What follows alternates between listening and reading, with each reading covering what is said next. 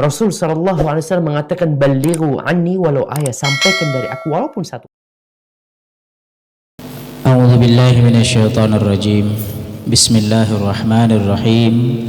Assalamualaikum warahmatullahi wabarakatuh.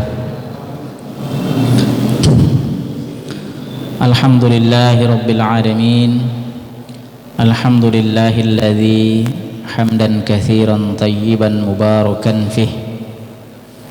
Alhamdulillahilladzi anzala ala 'abdihil kitaba wa lam yaj'al lahu 'iwaja. Asyhadu an la ilaha illallah wa asyhadu anna Muhammadan 'abduhu wa rasuluh la nabiyya wa rasula ba'dah. Allahumma salli ala sayyidina Muhammad wa ala alihi wa ashabihi ajma'in. Bapak-bapak, ibu-ibu, saudara-saudari jamaah salat maghrib Masjid Al-Ikhlas yang dimuliakan, disayangi oleh Allah Subhanahu wa ta'ala. Syukur alhamdulillah pada malam hari ini kembali kita dapat dihadirkan, dikumpulkan di majelis kita dalam rangka untuk mengkaji, membaca, mentadabburi hadis-hadis Rasulullah sallallahu alaihi wasallam dalam kitab hadis Arba'in An-Nawawiyah.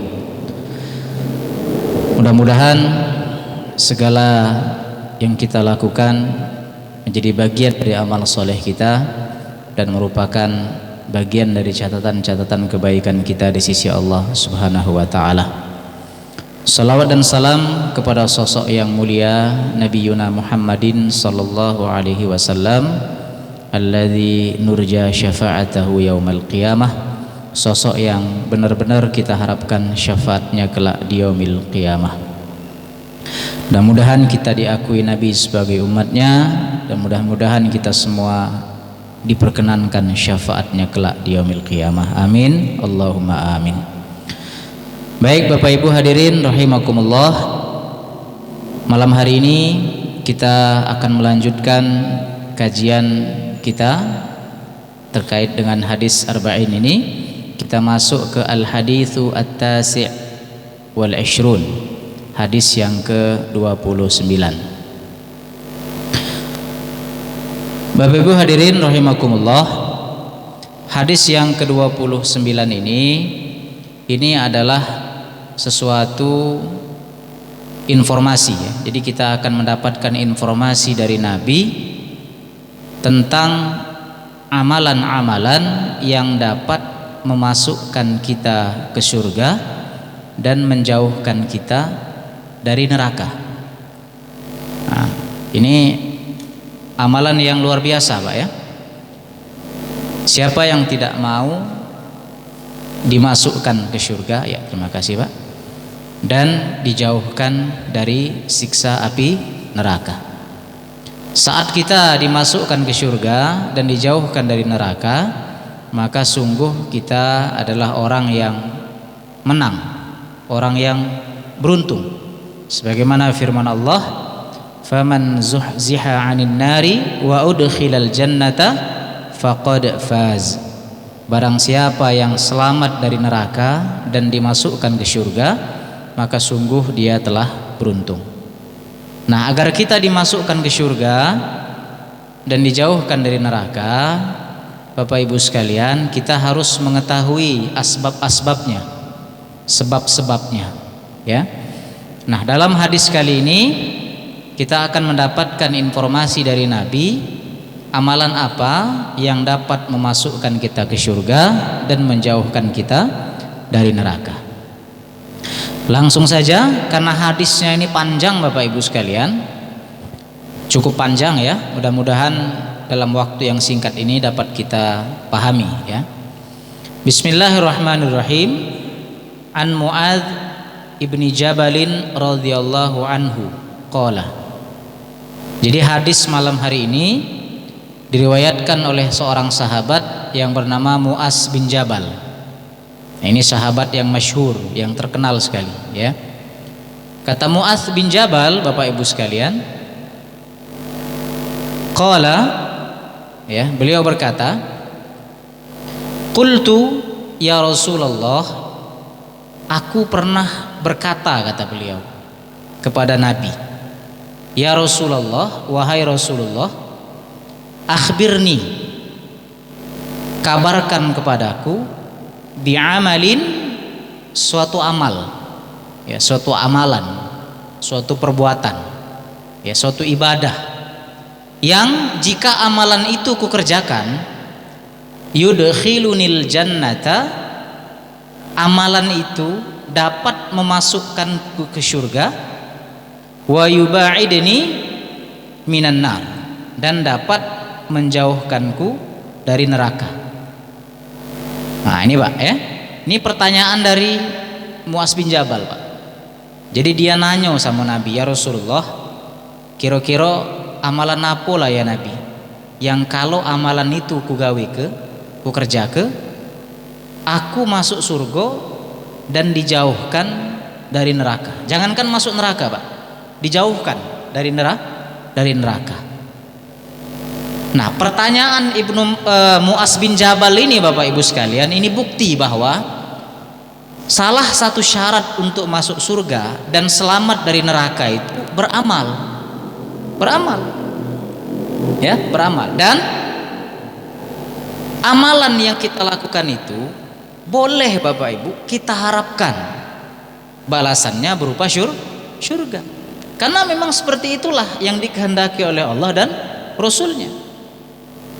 Memang ada hadis di mana Rasulullah mengatakan, ya, bahwa kita ini masuk surga bukan karena amalan kita, tetapi karena rahmat Allah. Benar. Tetapi rahmatnya Allah itu Bapak Ibu bisa kita gapai, bisa kita dapatkan kalau kita beramal.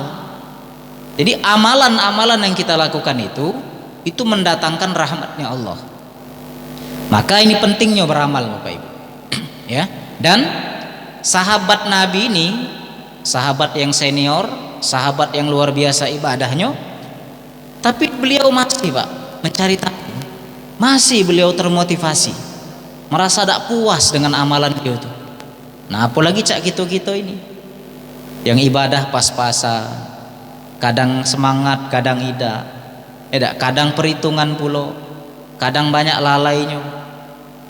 Ya, harusnya kita ini Bapak Ibu lebih termotivasi lagi untuk menggapai surga dan selamat dari neraka. Nah, jadi itu Pak pertanyaan Muaz bin Jabal. Jadi kata Muaz, ya Rasulullah, amalan apakah yang jika amalan itu kukerjakan maka aku masuk surga dan jauh dari neraka? Maka apa Pak jawaban Nabi SAW? Qala, Nabi bersabda, kata Nabi Bapak Ibu sekalian, laqad sa'alta an azimin. Muaz, yang nanya tadi Muaz namanya, Muaz, sungguh yang kau tanyakan itu adalah perkara yang besar sekali. Jadi pertanyaan tadi itu Pak, cak manu supaya masuk surga dan cak manu supaya jauh dari neraka, kata Nabi, pertanyaan itu tuh bukan pertanyaan main-main, bukan perkataan atau pertanyaan sepele. Apa Pak yang lebih penting dari masuk surga dan dari selamat neraka? Tidak ada. Kita ini hidup beramal supaya masuk surga dan menjauhi maksiat supaya jauh dari neraka. Jadi itu perkara penting. Maka kita harus senantiasa mencari tahu. Makanya kata Nabi, Muaz, yang kau tanyakan tadi, ini benar-benar perkara yang luar biasa, bukan perkara sepele, bukan perkara gampang, bukan perkara main-main. Ya, maka kata Nabi, wa innahu la yasirun ala may yassarahullahu ta'ala alaih. Tapi kata Rasulullah, sesungguhnya setiap orang itu akan dimudahkan oleh Allah Subhanahu wa taala Bapak Ibu. Akan dimudahkan untuk melakukan amalan itu. Asal dia mau. Nah, ini maknanya apa Bapak Ibu? Maknanya bahwa surga itu dimudahkan bagi orang yang pengen masuk ke situ. Dan neraka itu dijauhkan daripada orang yang memang tidak galak ke situ. Makanya Rasulullah pernah mengatakan dalam sebuah riwayat, kullu ummati yadkhulunal jannah. Setiap umatku itu bisa masuk surga. Setiap umat Nabi, Pak, itu bisa masuk surga. Tapi tidak sampai di situ. Nabi ngomong illa man aba, kecuali yang tidak galak. Penasaran Pak sahabat, ya Rasulullah, wa may ya'ba, siapa yang tidak galak? Lolonian yang tidak galak masuk surga. Sedangkan kata Nabi, setiap orang yang dia telah menjadi umatku, dia tuh bisa masuk surga. Tapi uji Nabi, tapi ada yang tidak galak. Bagi yang galak baik masuk surga.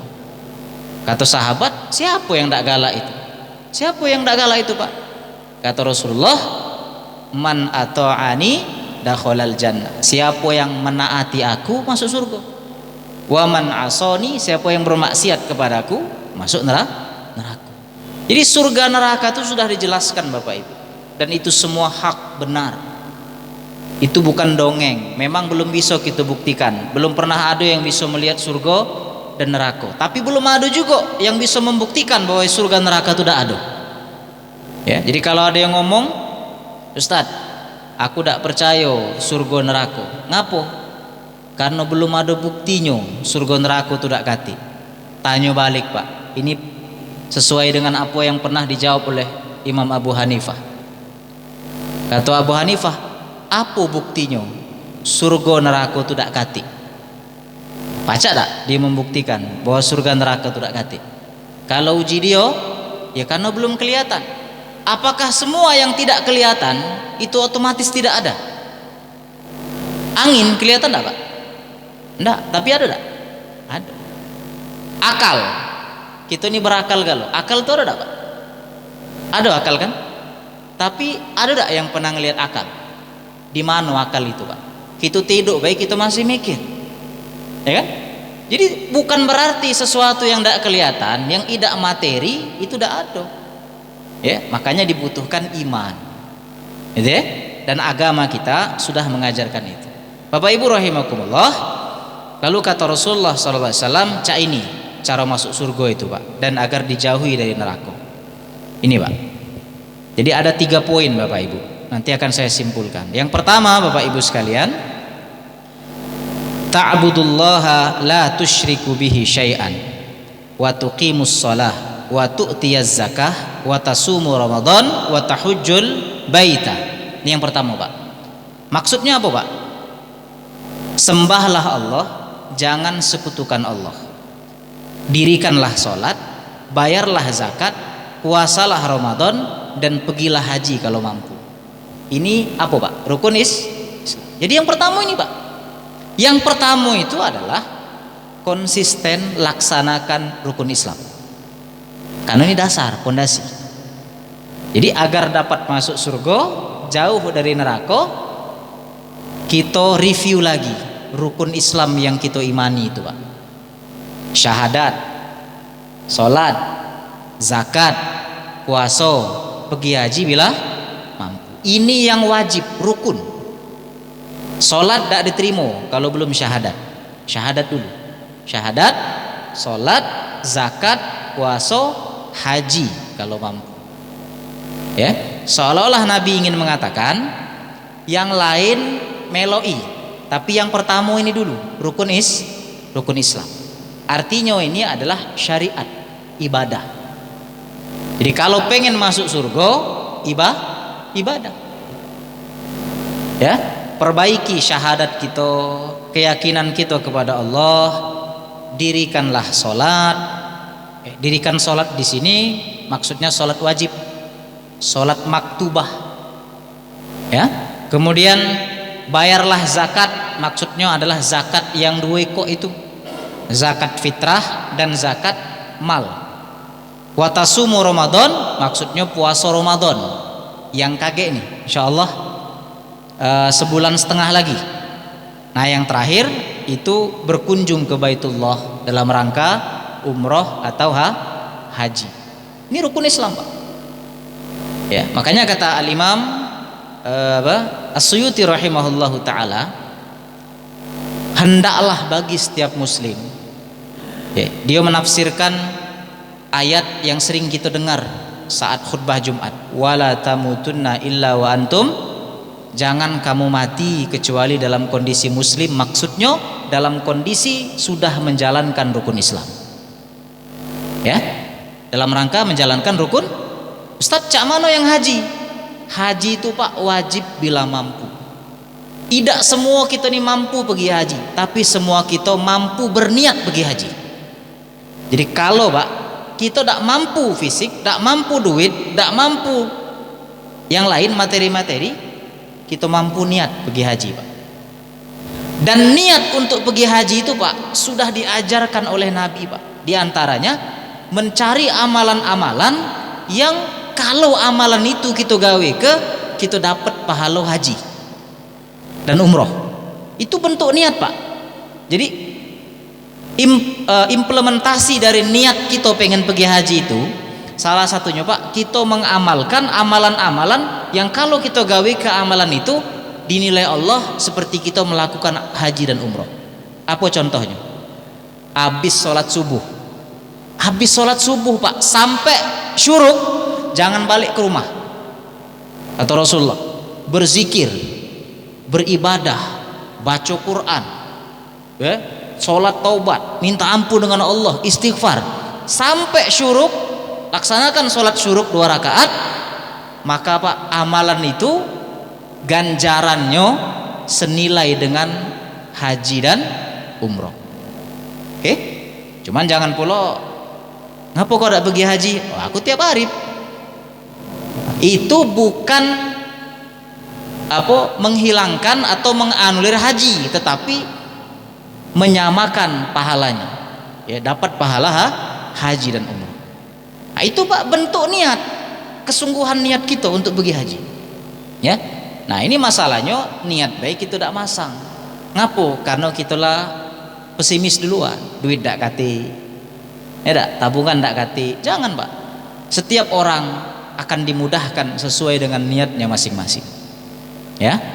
Nah, ini yang pertama Bapak Ibu sekalian. Jadi amalan yang dapat memasukkan kita ke surga dan menjauhkan kita dari neraka itu adalah menjalankan 5 rukun Islam. Ya. Nah, ini yang wajib-wajibnya Pak. Kemudian Bapak Ibu sekalian, tidak cuma sampai di situ. Kemudian summa qala, Nabi berkata lagi Pak, ala adulluka ala abwabil khair, galak tak kau kunjuk tahu pintu-pintu kebaikan. Jadi setelah melaksanakan yang wajib ini Pak, rukun Islam, ada lagi Pak, ada lagi. Karena boleh jadi Pak, yang wajib ini kita hanya sekedar melaksanakannya be, kadang tidak optimal, kadang tidak sempurna. Maka harus dilakukan amalan-amalan yang dapat membuka pintu-pintu kebaikan lainnya. Istilahnya itu apa? Lemburnya Pak. Ada tambahannya, ada supportnya. Apa itu Pak? Nah ini Pak. Pertama, as-saumu junnah. As-saumu junnah ini maksudnya adalah puasa. Sebagai tameng maksudnya adalah puasa sunnah. Tadi kan rukun Islam puasa wajib Pak ya. Puasa ada isinya puasa. Kemudian Nabi mengatakan as-saumu junnah, sering-seringlah berpuasa. Karena puasa itu sebagai perisai. Maksudnya di sini adalah puasa sunnah. Jadi jangan cuma melaksanakan puasa wajib, tapi puasa sunnah. Puasa sunnah itu banyak. Puasa Senin Kamis, puasa Ayyamul Bid, puasa Daud dan lain sebagainya. Ya. Kemudian was-shadaqatu tutfi'ul khati'ata, bersedekah. Kalau tadi zakat itu sedekah wajib Pak, sedekah wajib. Kalau ini maksudnya adalah sedekah yang boleh jadi tidak mesti pakai materi, nolong orang, bantu orang, senyum, care sama orang, itu sedekah Pak. Karena kata Rasulullah, kullu ma'rufin shadaqah, setiap kebaikan itu sedekah. Kebaikan itu bisa materi dan bisa yang bukan materi. Ya, memfasilitasi orang ibadah itu sedekah. Kenapa Pak? Karena boleh jadi yang rukun Islam zakat tadi ada yang tidak bisa melaksanakannya Pak. maka laksanakanlah sedekah yang sunnah ini. Ya, infak misalnya 1.000, 2.000. Kalau zakat wajib kan ada aturannya Pak, ada hitungannya. Zakat fitrah misalnya harus di Ramadan. Masa kita nak berzakat harus nunggu Ramadan nian? Nak bersedekah nunggu Ramadan nian? Bisa di luar Ramadan. Ya. Kenapa? Karena sedekah itu Pak, tutfiul khati'ata kama yutfiul ma'u an-nar. Dia Pak dapat memadamkan keburukan. Dia dapat memadamkan dosa. Jadi kita ini Pak banyak dosa, banyak kesalahan. Salah satu cara untuk memadamkan dosa dan maksiat itu adalah sedekah. Saking hebatnya sedekah itu Pak, Nabi mengatakan kama yutfiul ma'un nar, sebagaimana api yang dapat padam kalau disiram dengan air. Nah. Kemudian wa sholatur rajul fi jawfil lail, setelah itu salat malam Bapak Ibu. Nah, jadi ada 3 Pak, amalan sunnah yang dapat membuka pintu-pintu kebaikan. Jadi tadi kan sahabat tadi kan nanya Pak, amalan apa yang dapat memasukkan ke surga dan menjauhkan dari neraka? Maka Nabi mengatakan yang pertama rukun Islam. Oke, itu yang wajib Pak. Nah kemudian yang kedua Nabi menyebutkan yang wajib itu bisa ditambah. Kalau ditambah maka terbukalah pintu-pintu kebaikan dengan cara melaksanakan 3 amalan sunnah. Yang pertama itu puasa sunnah, yang kedua adalah sedekah sunnah. Ya, sedekah sunnah, infak gitu ya. Nah yang ketiga Pak adalah sholat malam. Jadi sholat malam itu bisa membuka pintu-pintu kebaikan. Ya, makanya ini keistimewaan sholat malam Pak. Kata Rasulullah, afdolus sholah ba'da sholatil maktubah sholatu fi jawfil lail. Sholat yang paling afdol setelah sholat wajib itu adalah sholat di penghujung malam Pak. Maksudnya adalah sholat tahajud. Sholat tahajud ini Bapak Ibu sekalian adalah amalan orang-orang soleh terdahulu. Dak katik Pak, orang soleh dulu yang pernah meninggalkan tahajud. Dak katik. Bahkan Rasulullah itu dak pernah Pak meninggalkan sholat malam. Kalau beliau pernah lewat sholat malam, beliau qadha dengan sholat duha. Duha pernah beliau tinggalkan Pak. Tapi kalau tahajud, saking pentingnya tahajud itu bagi Rasulullah, beliau ganti di waktu duha. Sholat malam Pak. Kenapa? Karena sholat malam itu adalah identitas kedekatan antara seorang hamba dengan Tuhannya. Bahkan kata Imam Syafi'i, doa di waktu malam itu Pak, itu seperti panah yang langsung menuju ke sasarannya Pak. Doa di waktu malam itu. Ya. Nah ini selain dapat membuka pintu-pintu kebaikan, pintu-pintu barokah, ini juga dapat membuka jalan-jalan kita agar dimudahkan kebaikan-kebaikan, tentunya ke surga dan jauh dari neraka. Jadi Bapak Ibu sekalian, Rasulullah tuh nak ngatakan gini, setelah melaksanakan rukun Islam, jangan pede dulu, tambahi dengan 3 amalan: puasa sunnah, sedekah, yang ketiga sholat malam. Ini amalan fisik galau Pak, amalan fisik galau. Ya, amalan yang kelihatan galau. Kenapa? Karena memang Pak, kita ini kaget kalau masuk surga, tahu dah Pak, kita ini akan disambut oleh para malaikat. Apa Pak ucapan para malaikat itu?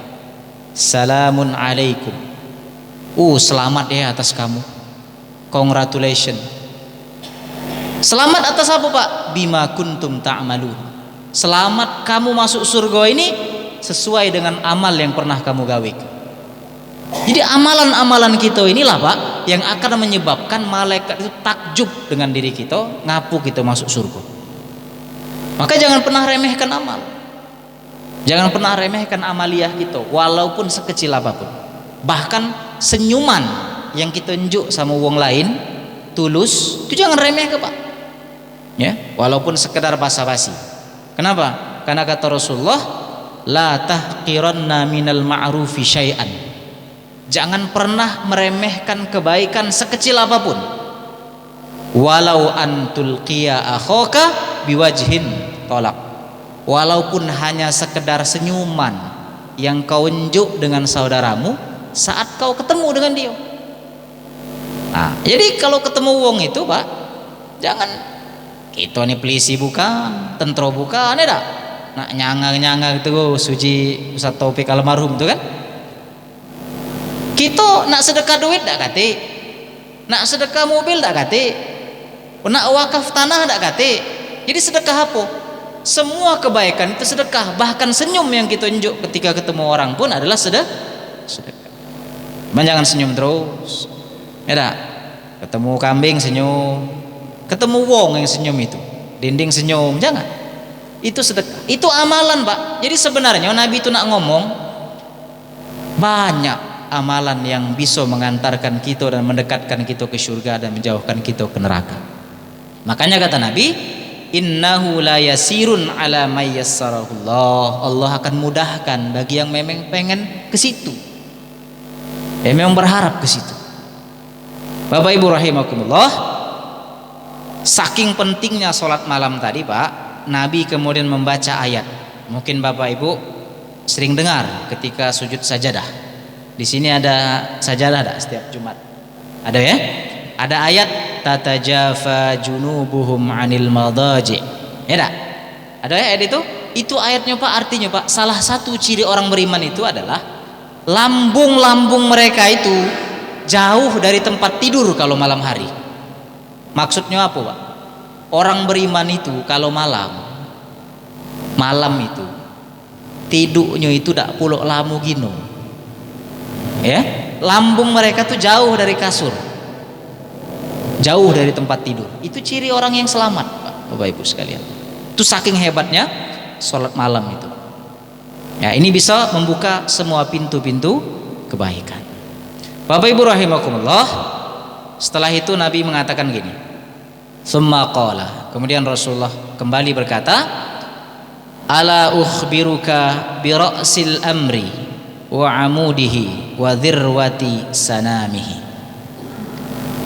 Setelah kamu laksanakan rukun Islam, kamu tambahi dengan amalan-amalan sunnah, ya, untuk menutupi kekurangan-kekurangan yang wajib tadi. Mau dak, kata Nabi, kunjuk tahu apa pokok dari seluruh urusan dan apa penyangganya, ya, dan apa puncak tertingginya dari amalan-amalan kita tuh, ya. Maka qultu, kata Mu'az bin Jabal tadi, Pak, bala ya Rasulullah. Oh iya, apa dia ya Rasulullah, inti dari semua amal kita ini apa? Ya, kemudian yang mengokohkan amalan kita itu apa? Dan puncak tertinggi dari amalan-amalan kita itu apa? Apa uji Nabi, Pak? Ra'sul amri, puncak, ya, atau pokok-pokok dari semua perkara. Artinya, Pak, perkara lain itu tak katik gunung kalau ini tak katik. Apa itu? Al-Islam, berislam, katik gunung. Makanya Bapak Ibu, akidah kita itu, orang yang bukan muslim wafat dalam kondisi tidak beriman, tidak muslim, tidak bersyahadat, amalan-amalan mereka nanti di yaumil qiyamah itu kahabaim mansuro, itu seperti debu yang berterbangan, Pak. Dia kage amalan dia itu, Pak, ditampakkan, Pak, depan dia, pede dia, wes aman aku. Tapi pas nak dimbeknya, Pak, seperti debu, tak pacak digapai. Itu amalan orang yang tidak beriman, Bapak Ibu. Makanya Bapak Ibu, semiskin-miskinnya kita, sesaro-saronya kita, sesusah-susahnya kita, mohon maaf, sejahat-jahatnya kita, nah itulah bahasa kasarnya, jangan pernah kita tinggalkan Islam, ya.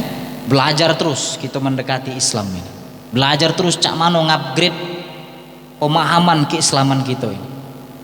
Kenapa? Karena Rasulullah mengatakan, idza aradallah 'alal ibadihi khairan yufaqihu fiddin. Kalau Allah pengen kebaikan untuk seorang hamba-hambanya, hamba itu Pak dibuat Allah senang belajar agama. Jadi kalau Bapak di usia sekarang belajar agama tuh gebu-gebu, pengen tahu ini, itu tanda Allah tuh senang dengan Bapak. Allah tuh pengen ngasih kebaikan untuk kita. Tapi kalau di puncak-puncak usia ini Pak, justru malah ada kate semangat untuk beragama, belajar agama, merasa cukup. Di lain ting sholat baik, tapi tidak pernah membagusi bagaimana sholat yang benar, cak mano caro ibadah yang benar. Ya, ini puncak tertinggi Bapak Ibu. Puncak tertinggi itu bukan cuma masuk Islam, tetapi cak mano kita berusaha menjaga keislaman kita itu supaya kita tidak wafat dalam kondisi tidak Islam. Balik lagi, wala tamutunna illa wa antum muslimun. Jangan mati, jangan tinggalkan dunia yang fana ini kecuali muslim Bapak Ibu. Kati kuno amalan lain itu kalau pondasinya tidak Islam. Bapak Ibu rahimakumullah. Ya. Kemudian wa amuduhus shalah. Nah, Islam itu Pak, yang paling penting dari Islam itu salat. Salat Bapak Ibu. Buktinya setelah syahadat apa? Salat. Mungkin Bapak Ibu pernah lihat tuh di apa? Medsos tuh. Ada wong megang ini Pak. Nah, ini anggapnya rukun Islam. Ada rukun Islam. Ini kita Pak, Islam. Ya. Bapak Ibu, kalau ini kita genggam, tidak nyampak dia kan Pak? Kita lepas, misalnya, ada. Kita lepas siko-siko. Ya, kita lepas satu-satu. Misalnya kita lepas haji, lepas enggak? Lepas zakat, belum lepas. Puasa, belum lepas. Lepas sholat, nyampak Bapak Ibu. Makanya kata Rasulullah, as-salatu imah, sholat itu tiang agama Pak. Jadi rukun Islam tuh Pak, kalau nak kita perumpamakan seperti bangunan Pak. Nih dasar ini syahadat Pak. Pondasi ini syahadat Pak. Kalau bangunan katik pondasi aman enggak kira-kira? Berarti pondasi itu penting. Nah pondasi itu syahadat. Yang kedua tiang. Nah, tiang itu perlu Pak. Tiang itu ialah sholat Pak. Masjid ini pacak tegak itu karena pondasi dan tiang Bapak Ibu. Belum ada dinding, tak perlu jadi masalah Pak. Belum perlu jadi masalah. Maka penting sekali sholat itu. Makanya Rasulullah dalam sebuah hadis mengatakan, saking pentingnya sholat dan apresiasi untuk orang yang jago sholat. Kata Nabi, man hafadha 'alaiha, siapa yang jago sholat, ya, kanat lahu nurun wa burhanun wa najatun yaumal qiyamah. Dapat cahaya, dapat petunjuk dan dapat keselamatan perjalanan dia menuju hari kiamat. Tapi waman lam yuhafid 'alaiha, tapi yang tak jago salat, lam yakun lahu nur wa burhan wa najah, tak dapat cahaya, tak dapat petunjuk dan tak dapat keselamatan di hari kiamat. Maka sesibuk-sibuknya kita, salat itu nomor satu. Ya. Selanjutnya Bapak Ibu sekalian, wa dzarwatu sanamihi al jihad. Nah, kadang Pak, Islam yang kita yakini ini belum ya? Isa belum ya? Kadang Bapak Ibu, Islam yang kita yakini, yang kita pengen pegang erat Islam ini, pegang kita mati di atasnya. Kadang sholat yang menjadi yang Islam itu Pak, itu Pak terkadang untuk melaksanakannya bukan cuma tantangan dari sesama muslim, terkadang dapat tantangan dari non muslim, musuh-musuh Islam. Ada wong yang tahu kekuatan Islam itu di sholat, di jamaahnya. Maka salah satu syariat untuk menjaga agama ini Bapak Ibu, ada namanya jihad. Jihad, tapi jihad yang benar, ya. Nabi dan para sahabat berjihad tak? berjihad. Jihad itu ada dua, Pak. Ada jihad fisik, ada jihad non fisik. Jihad fisik ialah yang perang itu, namanya ghazwah atau ma'arakah, perang. Itu kalau memang umat Islam diperangi, perang. Misalnya masjid ini ditutup, dihancurkan, kata alasan apapun, boleh jihad. Di Palestina konteksnya jihad. Ada jihad non fisik. Jihad non fisik itu semua usaha kita untuk beribadah, mencari ilmu, beragama, itu dinilai jihad, Pak. Semua usaha kita ya untuk menggapai kebaikan itu termasuk jihad. Tapi jihad yang benar.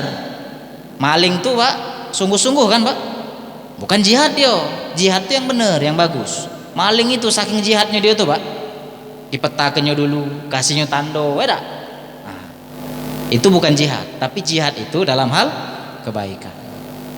Bapak Ibu rahimakumullah, tidak sampai situ sudah tadi, Pak. Nabi mengatakan pertama rukun Islam, yang kedua amalan-amalan sunnah, yang ketiga pahami pokok-pokok urusan yaitu Islam, sholat dan jihad. Nah ini, Pak, terakhir. Kemudian Nabi ngomong cak ini, ala ukhbiruka bimilaki dzalika kullih.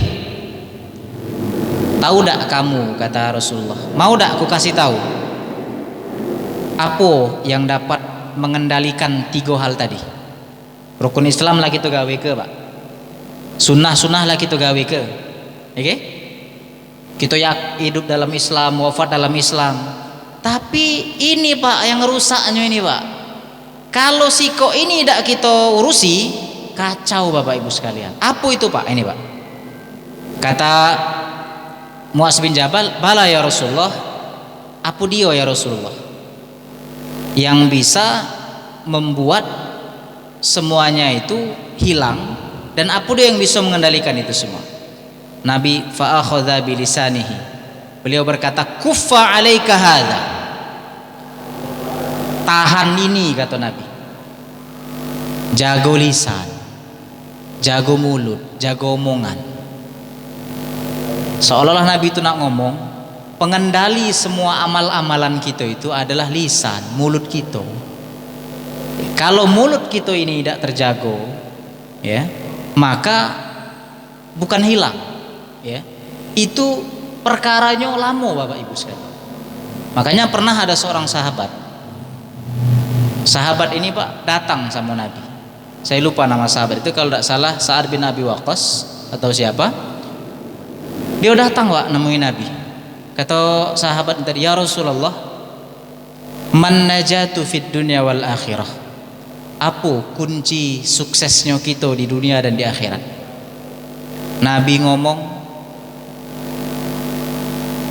amsik alaika hadza. Kendalikan lisanmu, kendalikan mulutmu, kendalikan omonganmu. Kalau kamu bisa mengendalikan mulut dan lisanmu serta omonganmu, maka engkau akan selamat, sukses di dunia dan di akhirat. Bahkan Rasulullah itu tegas, Pak. Dalam sebuah hadis lain beliau mengatakan gini, idza asbaha ibnu Adam, anak Adam itu kalau mereka berada di pagi hari nih, Pak, kita bangun tidur, nak sholat subuh pagi, fa innal a'dha'a kullaha, maka semua anggota tubuh kita ini, Pak, mata, dua ekor mata kita, kuping kita, tangan, kaki kita, semua panca indera kita ini, Pak, tukafirul lisan, mereka itu akan mendatangi lisan, ngomong sama lisan. Apa omongan mereka, Pak? Ya lisan, wahai lisan, ittaqillah, bertakwalah kepada Allah, wahai lisan. Jadi, Pak, tangan kita, mulut, mata kita, telinga kita, semua panca indera kita ini akan ngomong sama lisan, ngeluh sambil mengharap, lisan, tolong yo kau bertakwalah kepada Allah, takutlah kau dengan Allah. Kenapa? Fa inna ma nahnu bika, karena kami ini tergantung kau. Kami ini tergantung kau. Kalau kau selamat, maka kami selamat. Tapi kalau kau lurus, kami lurus. Kalau kau bengkok, kami bengkok. Seolah-olah lisan itu nak ngomong, katik guno kaki tangan dipakai ibadah, kalau kau masih buruk juga. Ya, ini benar Pak kata Rasulullah. Lisan ini bahaya. Makanya ada pepatah Arab mengatakan salamatul insan bihifdzil lisan. Kalau manusia pengen selamat, kuncinya jago mulut. Betapa banyak dosa-dosa yang timbul karena lisan. Makanya ada namanya ghibah, ada namimah, adu domba, ada fitnah, ada apa? Penghardikan dan sebagainya. Ini lisan, Pak. Makanya kata Rasulullah, kalau kamu ingin mengendalikan semua amalan kamu itu, pacak kau kendalikan, pacak kau atur, pacak kau amanlah insya Allah. Jangan lupa mulut, lisannya dijago. Ya. Maka dalam riwayat lain Nabi mengatakan, "Man kana yu'minu billahi wal yaumil akhir, falyaqul khairan aw liyasmut." Siapa yang mengaku beriman kepada Allah dan hari akhir, hendaklah ngomong yang benar, ngomong yang baik-baik saja. Kalau tidak mampu, tidak baca, diam baik. Ya, tapi memang susah Pak, susah memang. Ya, ada ilustrasi mengatakan kenapa kita dikasih kuping dua Pak, dikasih mata dua, lobang hidung dua, tapi ngapu mulut siko tidak dua. Seolah-olah Allah tuh pengen nyuruh kita banyak denger, bukan banyak ngomong. Banyak melihat, menyaksikan, bukan banyak ngomong. Karena kalau kenyanyisan inilah Pak yang gelap banyak balak tuh kan. Ya. Tapi memang kita nih apa? Termotivasi pengen ngomong tuh ada. Tapi asal ngomongnya benar. Makanya panduan Nabi itu jelas. Falyaqul khairan. Kalau nak ngomong pastikan yang terucap yang baik. Kalau takut salah bakal timbul balak, diem baik. Nah, ini evaluasi untuk kita galau-galau. Supaya kita ini muhasabah bahwa ada hal yang dapat mengendalikan semua amalan-amalan kita, yaitu lisan. Bapak Ibu rahimakumullah. Kemudian setelah Nabi mengatakan jaga lisan, lisan itu dapat mengendalikan semua amal kita. Mu'az bin Jabal ini penasaran Pak, ini nutup ini. Kata Mu'az, ya Nabi Allah, wahai Nabi Allah, wa inna la mu'akhadhuna bima natakallamu bihi. Ya Rasulullah, apakah Allah itu akan menyiksa kita? Apakah Allah itu akan mengazab kita lantaran mulut kita, lantaran lisan kita? Apa kata Nabi? Faqala thaqilatska ummak ya Mu'az. Celaka kamu wahai Mu'az. Wa hal yakubbun nasa finnari ala wujuhihim au qala ala manakhirihim illa hasaidu alsinatihim. Tahu tak kamu kata Nabi, betapa banyak penghuni neraka, betapa banyak manusia itu dimasukkan ke neraka, penyebab utamanya itu bukan karena ibadah mereka tetapi karena lisan mereka. Kalau Bapak Ibu masih ingat khutbah yang pernah saya sampaikan di sini, Nabi itu pernah ditanya Pak. Kata orang yang bertanya itu, ya Rasulullah, amalan apa? Ya Rasulullah, dosa apa yang paling banyak membuat orang tuh masuk neraka? Nabi jawab apa Pak? Bukan dosa sholat, bukan dosa tidak puasa, karena itu tahu Pak, sudah pasti. Tapi jawaban Nabi apa Pak? Dua Pak, dua dosa yang paling banyak membuat uang tuh masuk neraka. Satu, dosa al-fammu wal faruju. Pertama al-fammu, dosa karena mulut, karena mulut. Yang kedua wal faruju, karena kemaluan.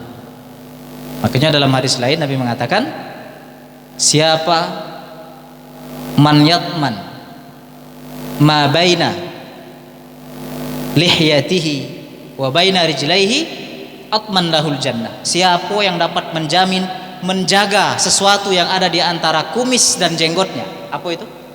Mulut. Dan apa yang ada di antara dua kakinya, yaitu kemaluan, aku jamin surga atas dia. Uji Nabi itu.